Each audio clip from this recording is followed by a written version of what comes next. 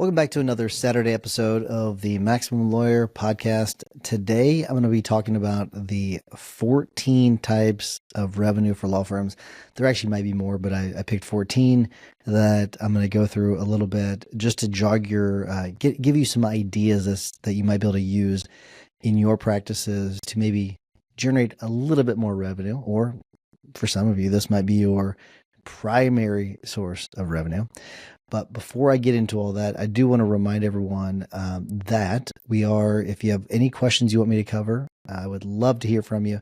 You can go to maximumlawyer.com/ask and you can upload your questions there. You can upload your videos, or you can text me 314-501-9260. It is Blue Bubble, so it is an iPhone that they go to, so you can submit videos there.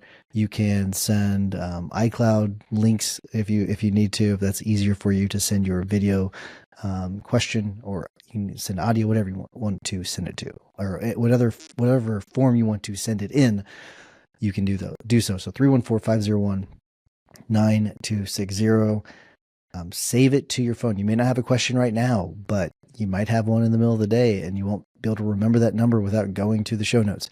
So save it to your phone now. Just, type in, Max Law texting number, something like that. That way you can text if you have a question. 314-501-9260. Okay. So I want to get into this episode. I think it's going to be a fun one. I think it might get some of your creative juices going, and hopefully you can take some actionable ideas away from this episode. I think it's pretty cool. But number one is subscription revenue. That is one that has been talked about fairly recently over the last decade. So obviously you can offer some sort of subscription-based legal plan, whatever that may look like. I'll let you kind of craft up your own, however you want that to be. But you can do some sort of subscription plan where they pay you every month or even every year, whatever it may be. Small business, an example of that might be, a small business pays a monthly fee for maybe employment law advice and contract reviews, whatever it may be. So that is one idea. Number two, obviously, service revenue. That's sort of like a given. So I'm not really, it could really be 15, but in this one, I'm going to talk about service and product revenue. So this isn't just, your services. This is actually selling things like legal templates, eBooks, online courses, and these could be to lawyers or non-lawyers. They can go to both. So just kind of try to think outside the box a little bit. So example of that might be some sort of a downloadable estate planning kit, or some sort of course on starting an LLC that you can provide to clients or potential clients. Number three is some sort of implementation or setup revenue. So this would be something like charging for onboarding services, such as setting up trusts or forming some sort of entity for them. So you're not doing the full job; you're doing part of it. An example might be some sort of a flat fee for creating the LLC, including some of the paperwork, but you're not really doing all the filing.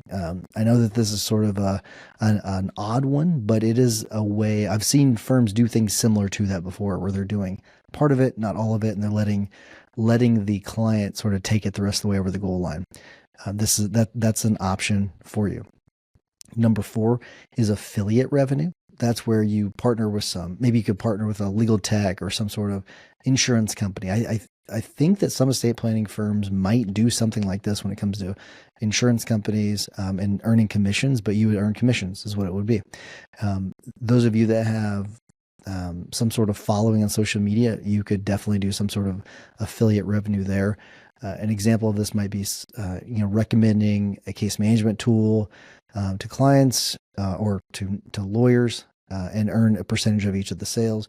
Or let's say that you were an estate planning firm, you could create some sort of software, which I'm going to get into SaaS in a little bit, but you could get with some estate planning service or company that has a software, and for clients or for people that don't hire you, you could get some sort of commission for sending them over to the software that could help them with their estate plan. That's an option. One you might not be thinking about is sponsorship revenue. This is where maybe you could host a seminar or a webinar and invite sponsors. An example of this might be some sort of an estate planning firm where a financial planning firm will sponsor the seminar, so you're getting revenue for that. That could be a really simple way of doing it. I know that many of you have not thought of that, but that is a way of partnering with them where they're getting access to your client list or your potential clients by them sponsoring your event. That's an easy way of doing it.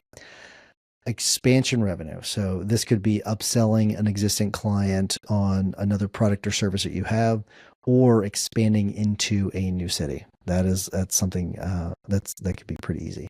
7, referral revenue. So referring, cases to people like me. You got a client that, you're handling wills, but they call you about a car crash and you refer them to an injury attorney and you get a percentage of those fees. The vast majority of states, I know that not all states do that, but I know states like Missouri and Illinois do, but I don't think Colorado does, which is pretty unfortunate. Although I think that rule might be changing if I'm remembering that correctly. But that's another way of you potentially getting money. All right, SaaS revenue. I mentioned that earlier. So that's software as a service. You could develop your own legal tech software, have someone develop that, and then sell that, offer that to other attorneys, or you could create your own software and sell it to clients. That's another way of getting money. Recurring revenue. And what I'm talking about here is, there could be a lot of different options with this, but I know that with some workers' compensation cases, and these are the more serious ones where the attorney gets paid until the client passes away. This is a very unique thing. It's going to be hard to kind of apply this across the board, but that's a way of getting some sort of recurring revenue. Number 10, pay per usage revenue. So you're going to charge per activity. I'm going to kind of let you come up with your own ideas as how you would do that. But an example could be clients pay per contract drafted or per court appearance made. So you could reconfigure things how you're getting paid. So maybe you have a flat fee plus pay per usage revenue. There's lots of different ways you could play with that. Another one is, licensing revenue. So you could license any proprietary language or not language, legal templates or resources that you have out to other law firms. So let's say you have some really good family law tools that you can license out to other firms. That's something you can do to drive some more revenue. Interest revenue. So you could earn interest from things like annuities. So for those of you that, let's say you settle a really big case, either from a referral or from one of your own injury cases, you can then put that money into an annuity and you can gain interest on that and make money off of that. That's I've heard of several people doing that. That's something that is a way of getting some money off of the money that you make. It's pretty good.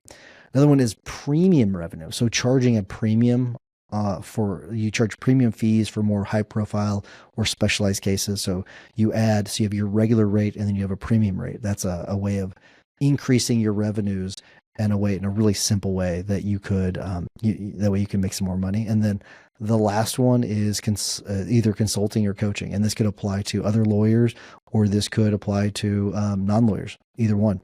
So that gives you a lot of options when it comes to coaching or consulting. But all right, I went through this list really fast.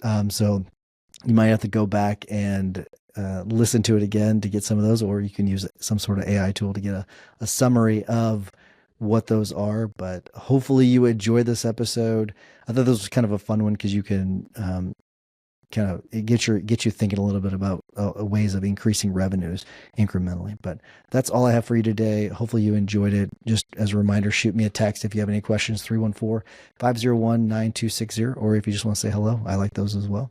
Until next time, remember that consistent action is the blueprint that turns your goals into reality. Take care.